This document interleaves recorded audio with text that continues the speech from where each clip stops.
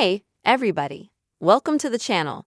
And in this video, I will tell you and also show you how to remove the crossed out ringer on your iPhone text messages.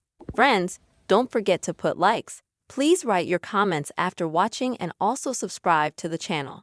So let us, friends, with you, let's get down to this topic. And it happens that you open the messaging app on your iPhone and you see that on some of the, let's say, conversations, chats or group chat, you see a crossed out bell sign. Well, friends, to remove it, you'll need to make one simple swipe. You'll need to swipe from the right side to the left side and tap on the blue bell sign. As you can see, it will be removed. This crossed out bell, friends, indicates that you have notifications turned off for this conversation and this chat. Another way you can do this is to open this chat. Next, at the top, click on the name of the person you are chatting with.